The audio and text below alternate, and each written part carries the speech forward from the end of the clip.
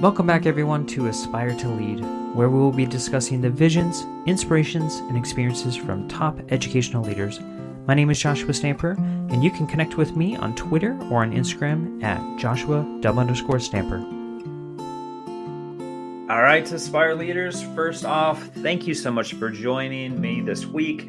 I know that in this crazy holiday season, it is hard to take a moment to just unwind or maybe find some piece of wisdom to help you in your leadership journey. And I don't take that lightly. So thank you so much for joining me and my fantastic guest. This person, for one, is one that I would claim, and I'm not the only one that does this, claim the best keynote speaker that I have ever seen and heard before. And I've heard multiple people say that after the Teach Better conference, but I also have seen him in Arkansas. And man, what a brilliant mind, educator, family man. He's a husband, he's a father, he's a teacher, and a great musician. Mickey Smith Jr., thank you so much for joining me on Aspire to Lead.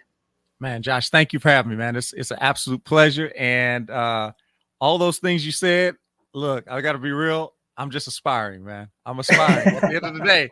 You know, I say that because we had a gentleman that came here and worked with our students as a music educator. I have opportunities to bring in, you know, just world-class artists. And there's a gentleman by the name of Arturo Sandoval. He is one of the premier trumpet players, not just of our generation, but, you know, in the annals of history of trumpet, you look back, he's like Mount Rushmore. So when we came in, we expected him to really speak, you know, from one direction with the trumpet. But one of the first things he said was, I'm not a trumpet player. He said, I'm a trumpet learner.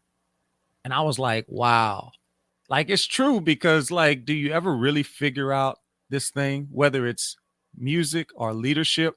I think I'm a leader learner at the end of the day. That's why I love this whole idea of aspiring, man. It ain't something we hope for. It's something we're being in the process. So thank you for letting me be with you and being here today, man. Mickey, it is such an honor. I got to meet you, like I said, at the Teach Better conference, but I really value and honor the time that I had with you in Arkansas. Yeah, you know, man. We got to have dinner Break together. bread, man. Yeah, break bread over the table with Jeff Gargas. And then also me and you just got to kind of explore Hot Springs and get to know each other a little bit more. And to hear your story, I was just so excited to get you on the podcast, because I wanted to amplify your voice and just share all the wonderful things that you're doing. So I'm so excited about this conversation today. It's something that, you know, we both talked about getting on the schedule for a while. So I appreciate your time, but, you know, I would love for you just to kind of share with those who don't know who you are, about your journey, about what you're doing in education. And man, how did you become such a great speaker? that in and of itself, you know, when I hear people say that, I'm first off grateful and I'm humbled by it, but I'm also a little tickled by it, especially my parents, because honestly, I am probably one of the biggest introverts you'll ever meet. And growing up in my neighborhood, nobody really knows me. Like, it's crazy. I grew up in a small town, man. Like, it's like some people have a one street light sound. I was a one stop sign town. And my wife, who's from East Texas, moved to Louisiana. We met in college. And once she started finding out the little community I'm from, she would run into people from that community. And they're like, oh, you probably know my husband. And everybody was like, I have no idea who he is. And after a while, my wife was like, did you make that up? Are you actually from this town? And I'm like, yeah, I am. I just know. I never talked. I was scared to death to talk to people. And now fast forward, even my mom is like, do you really speak? And I'm like, yeah. So life is funny, man. It's it opens up doors of opportunity. So the way all this came about was simply, you know, sharing my truth and seeing a need. And I think teachers everywhere understand that. If you're in this profession and you've done it for any amount of time, you understand that what you do is more than teach. You know, you reach. You do more than instruct, you inspire. You're doing so much more than just subject matter. You're serving a greater need. And the opportunities that I've had to stand on stages have simply been because I see that there's pain points in our profession. I see that there are teachers that are running out the doors, and they're having a hard time sustaining themselves in the four walls, and they need the encouragement. So what I've done is I've dedicated much of myself to not just teaching students, but equipping educators and encouraging educators to keep on going in this season. Because at the end of the day, our children need us now more than ever, but somebody needs to be there for our educators. So I've taken that, and I travel the country now. When I'm not teaching, I play hooky. And I go and I encourage educators with the motivational mixture of music and message that speaks singularly to the idea that, hey, we've got everything we need to keep on going, and showing teachers how to do that in this season. Yeah, that's awesome, man. And you don't just stop there. I mean, when you're on the stage, it's not just about speaking, but you also are playing beautiful music. And I would love to hear your incorporation of those two loves that you have. Yeah. I mean, honestly, for me, it's simple. I figure if they don't like what I say, they like what I play. You get something. But in all seriousness, what I feel is this: I believe music is one of the few things that can bypass the brain and go straight to the heart. Yeah. And when we're talking about teaching, it's such a work of art. It's a work of heart for people. It's so connected to our being. I believe that's why a lot of times, if I can just be so honest, sometimes we'll see these videos, these teachers that sometimes, look like they snapped. You're like, man, how do you get to that point? Because what we're doing is so personal. Yeah. And those kids take on such a personal tie that sometimes, if you're not careful, you can be so busy with the professional development that you overlook the personal development. And we get in situations where we're out of our normal self. So what I found is this: I'm like, hey, I've seen the effect music has on people. I lead with music, and I lead with music that's laced with lyrics of love that show people that this is more than just about subject matter. This is something that can actually affect the lives of young people. But first, we have to take account of our own lives, because what I find is this: that for so many teachers, we do such a great job of behavior management, classroom management, but not self-management. And it doesn't mean necessarily discipline of the self, but it also at the same time pouring into oneself. So I just take that opportunity with my saxophone to pour into people and to fill up their spirit. And then once they feel better, I then it opens up the door for me to show you, hey, if the music did that, let me show you how you can do that with your own personal sound. Because at the end of the day, we all have a sound. And our sound is not the audible, it's the internal significance that we bring, that we must also replenish. So just showing teachers ways that they can keep their sound tank full, that they can do a sound check. And that's why the horn is so powerful, because it's that natural connection between that concept that I'm talking about and the reality of doing it every day. All right, Mickey. So I gotta ask, is this from your own personal experience about, having the tank go dry and trying to find that passion within? And if so, like, what are you trying to advocate for teachers to make sure that they're not feeling the same things that you potentially were feeling yourself? Oh, absolutely. Like I can just be real with you, man. Teaching in one of the lowest paying states in the country, with some of the fewest resources at the time that I was teaching. Also teaching, I'm from Louisiana, so it was trial by fire and trial by storm. My first year of teaching had 2 storms in 2 weeks: Hurricane Katrina and Rita. Wow. And multiple ones even since then. But there's so many challenges, and you're dealing with trying to sustain a family and fighting insurance. And then you're the head of household, making the whopping salary that a teacher in Louisiana makes. It's one of those things, pressure. A lot of times the pressure that teachers face doesn't just come singularly from a lesson plan or observation, but it's just life in general. And what I found was that if I wasn't proactive, if I wasn't intentional about making sure that I had certain boundaries and certain perspectives in place, then what happened was I began to lose my sound, and I began to be consumed by the noise, the uncertainty, the constant work, the pain, the pressure, those things that happen to us all.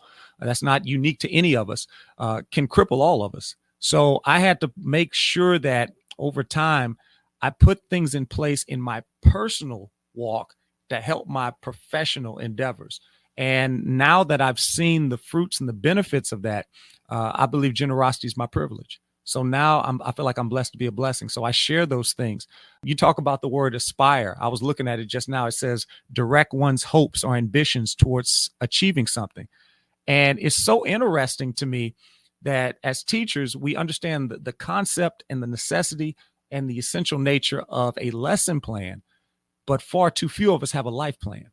And when I say a life plan, when you wake up in the day, is there a level of intentionality that comes with your steps? Because if you don't walk out with that intentionality, if you don't have that strong conviction and that strong idea of what it is you are and what it is you're setting to do, then life comes to rob, man. It comes to kill, it comes to steal, it comes to destroy. And we see people that feel like they're being robbed of their passion, robbed of their purpose. And it is true, life does that. But I believe that we can put some parameters up in our daily walk and our daily action to help preserve our purpose so that we walk right into our promise. Because I'm gonna be honest with you, every day is not perfect, and I'm gonna be honest, I'm a little tired today, but I'm energized by my purpose and my passion, and I never lose that. And I'm always grateful and aware of that's an important element to anything that we do in the classroom.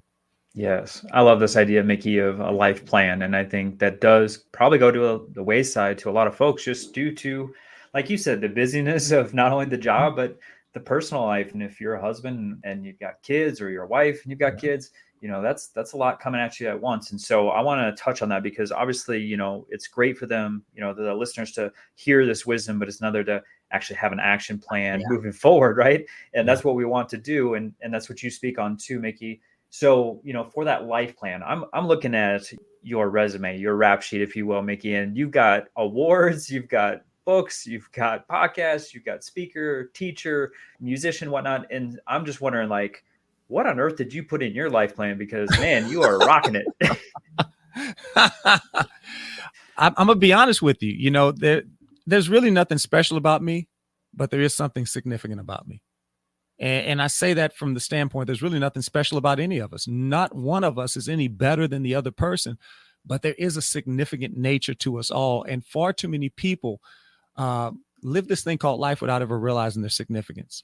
Or worse yet, they live their life and their significance is not realized until life is over. 2019, just prior to the Grammys, prior to pandemics or anything else that we knew, I lost 7 family members in 1 year. Family members and friends. And it was not related to any one particular thing or an illness. It was a multitude of things: age, sickness, homicide, murder, just a number of things that you realize after you go to so many funerals. 2 things I realized, and talk about priorities. Number one, I call it the funeral rule. I call it the pew rule. When I prioritize people, I always think now, who's going to be on the first 2 pews? First 2 rows. That's one thing I noticed that was striking to me. And I know somebody's listening like, man, how do we go from the classroom to the church or whatever? But if you just indulge me, when I was looking at all these funerals, 2 things struck me: that the people that were of most significance were always placed in the first 2 pews, first 2 rows. And it got me to thinking, am I prioritizing my pew people?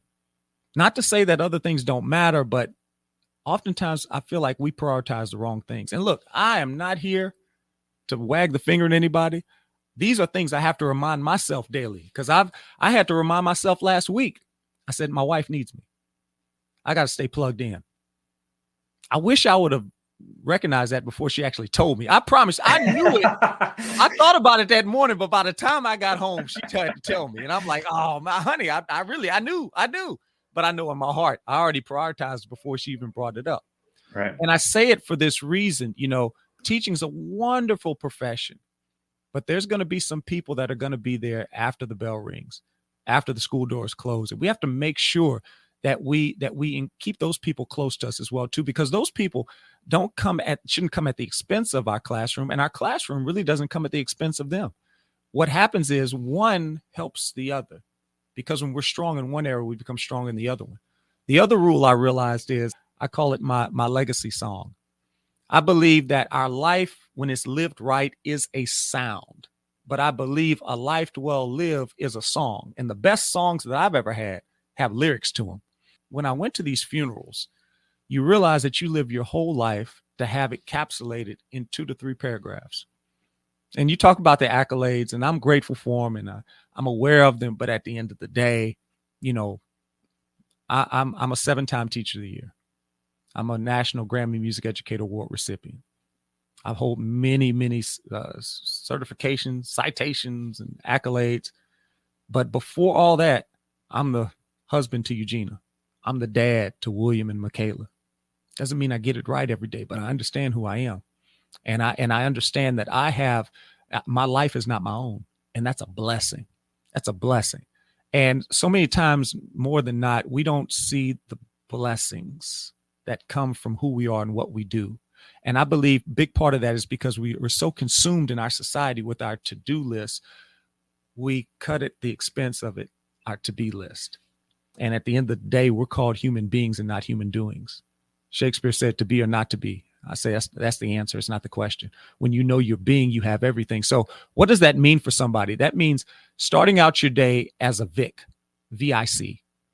And what does that mean? Well, I challenge whoever's listening and watching today to take some time to set up your Vic.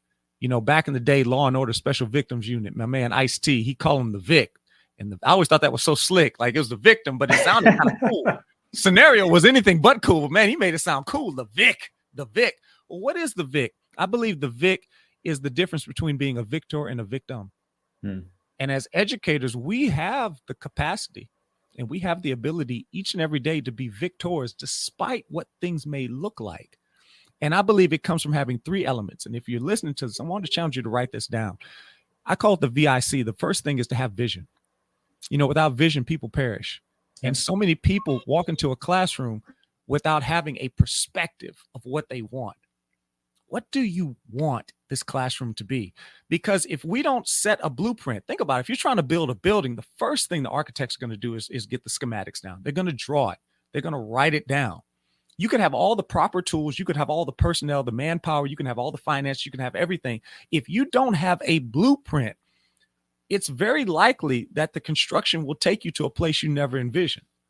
But so many times we're trying to build a school year that we haven't first put down on paper. What type of school year do you want this year? Don't leave it to chance. Don't leave it to happenstance. I would even say most things in life don't happen by happenstance, but by habit stack. Small things done well stacked on top of each other over time. But that's a matter of having vision that's followed by intentionality. That's the I. So you can't be intentional about what you can't see. I know that because when I try to walk the house, if the lights go out, it's very hard to be intentional when you lack vision. It's very hard to navigate even the home that you know, love, and grow up in. It can be quite an arduous journey to navigate even a familiar place when it's pitch black. And so many people are trying to navigate a life where there is no vision. I want to challenge you today to take some time. And it's so small. It's not anything deep today. I want to challenge you today. Think about it. What is it that you want? I know we all had vision because in those college courses, they made you write your philosophy down. And it's in that binder somewhere that you put in the back of the closet and forgot all about. You know, I don't know about you, Josh. They made us write all this stuff down. Oh, yeah. Big old binder. Yeah. I don't know where it is. And you know, when you're in college, you're on fire, man. You're on fire. You got this philosophy, this vision. And then slowly but surely, life and the career starts pecking away and chipping away at things. But I would challenge you to go back and look again for the first time and take some time today and say, what is my vision? Don't look at the problems. And I'm not here pie in the sky. I'm gonna give you some stuff today that's really easy to implement into your daily, everyday interactions. But I want to challenge you today. Don't look at the problems alone. See, problems are meant to be recognized. Don't be ignorant to them. You can recognize the problems, but commit to the solutions. Commit to the solution. So what is the solution? The solution is that sight, is that thing that I saw from the day one that I believe can still be. Every year I write down what I want my school year to look like. And then watch this. I do something crazy. I ask my students, what do they see? And we go around with little Post-it notes and pieces of paper, and I get everybody to write down what their dream, their vision, their ideal for this school year is. Then I take all of those things, and from it, I read all those things that those students write, and I create a tailor-made school year for them. And what I do is, if they want to do a certain thing, for example, our students want to play at a Miami Heat game, which is really unprecedented. They don't really let schools do this, but we played the halftime show at the Miami Heat game. But I explained to them, in order to get to point Z, we got to go A, B, C, D. Well, there's a bunch of letters we got to hit. And those objectives, those standards, those benchmarks create milestones that lead to our promise. I call it the promised land. I don't make the promise, but it's the hope or the promise that they aspire to. And it gives them promise. It gives them something to look forward to.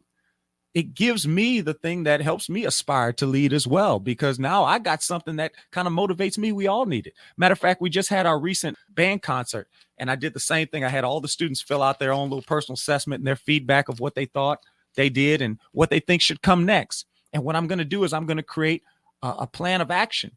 I call it my management action plan, my map. Dora had one. I figure I can have one too. And we set the map for the second semester. But how many people have actually taken time to ask the students what they want, or first ask themselves what they want? I challenge you today, write a vision down. Once I know what they want, I write down exactly what this school year is going to look like and what it's going to be. Then I can operate from intentionality. And then my classroom has consistency. It has a consistency because it's steeped in intentionality that's fueled by vision. Powerful stuff, Mickey. I hope everyone was writing that down as Mickey was going through that, making sure that they're looking at their Vic. Mickey, there's some exciting news coming up. I know that you got a new book coming out with DBC, and I would love for you just to share about where the concept came from, like, and then also like why did you feel so passionate about this topic and wanting to get it out to the world? Yeah, absolutely. Absolutely. So our book is helping educators do what I call see your sound. And we talk about see your sound. It goes back to that idea that we all are carrying something. Listen, when you think about your favorite teacher, you don't think first and foremost about an assessment, lesson plan. Matter of fact, I would even say more times than not, you don't even really think about what they taught first and foremost. You think about the way they made you feel when you were in their presence. You think about the way you felt about yourself when you were in their presence. And that ability is what I call the sound. It has the capacity, that internal significance has the ability to resonate with a student and even repel them. So we got to check out, we got to do a sound check so often. But that sound check, I unpack that concept in this book with the idea of self-leadership. What can we do to lead ourselves? We talk about aspiring to lead, but that leadership is not imposed on others first. That leadership is a result of what we do. And watch this, it's a result of discipline. And nothing disciplines your life more than vision. When you have vision, it becomes the benchmark. It becomes the standard that you hold yourself to, and that others can see in you and you can show others from you. We can't do anything outside and separate from vision. So this is why I have the idea that you have to see the sound, see the significance in yourself and in others. And I believe right now in this season that we're in, we talk about teacher shortage, but I think it's a shortage of significance.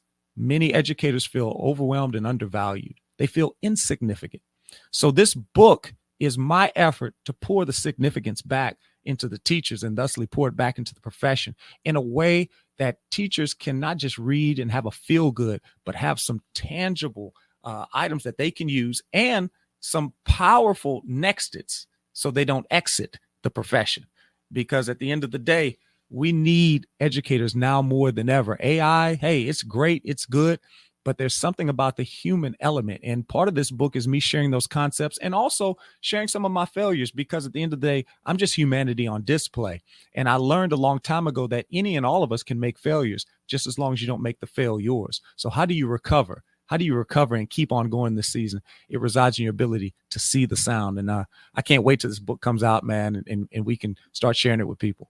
Oh, I can't wait, Mickey. I'll be first in line to be picking that up. And I've been talking with you about this concept. I was so excited to hear that you're writing this, and I can't wait for it to get out. And then, of course, once it drops, I mean, I'm going to be all over social media sharing it out to my audience too. This podcast is a proud member of the Teach Better Podcast Network. Better today, better tomorrow, and the podcast to get you there. You can find out more at teachbetter.com/podcasts. Now let's get back to the episode. Mickey, I want to touch real quick on your podcast. Mickey, will you just real quick touch on the concept of your podcast and why people should be tuning in? Yeah, man. It's called See the Sound. And on this podcast, we interview a number of individuals that all have some connectivity to education, but I'm going to be honest with you. Everybody's not a classroom teacher, but what I've learned a long time ago is that life's better when we band together. And I'm not just saying that because I'm a band director. I believe that we all have a sound, but together that sound is made more powerful. So on this podcast, we speak to doctors. We have a First Lady of Louisiana who's speaking on this podcast. She is a former educator as well. We have leaders, we have administrators, we have teachers. But the one singular idea is that all of us are more than what we do. And it's so important to stay plugged in to our being in this season of doing. And that's what See the Sound is all about.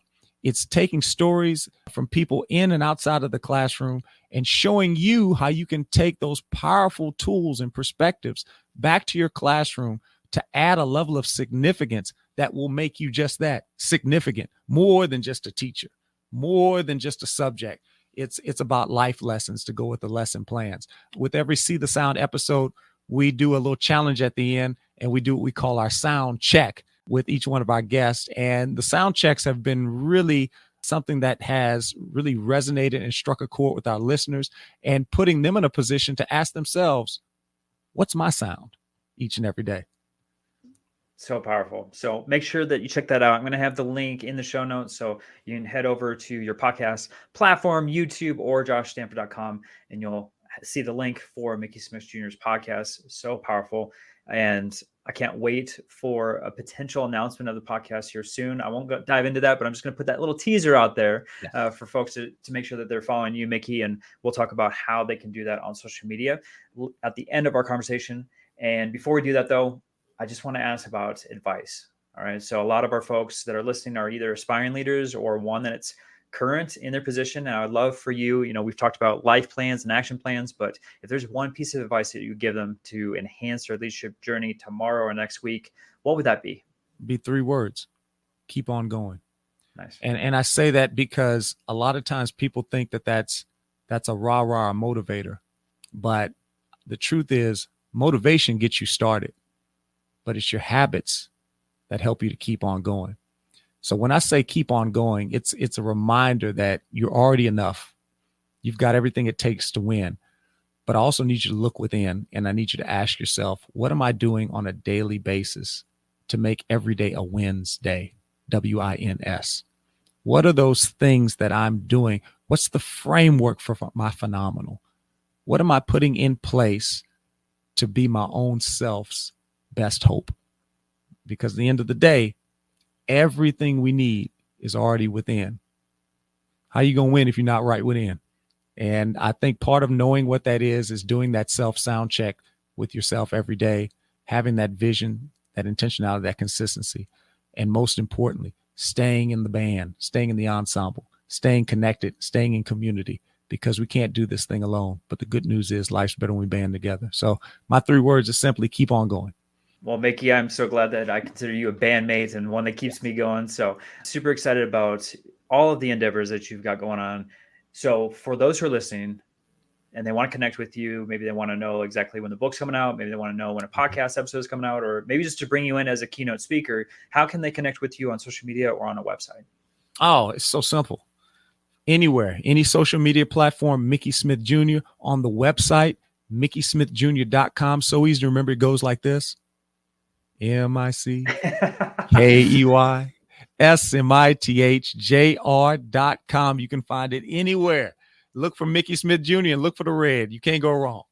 Man, I was having flashbacks a couple weeks ago, taking my family to Disneyland. It was amazing. So now I'm going to have that stuck in my head all day. And I appreciate that because it's perfect for my listeners to find you on social media and on that website. But again, if you forget, or maybe you're driving, you need to come back to it, just go to joshstanford.com.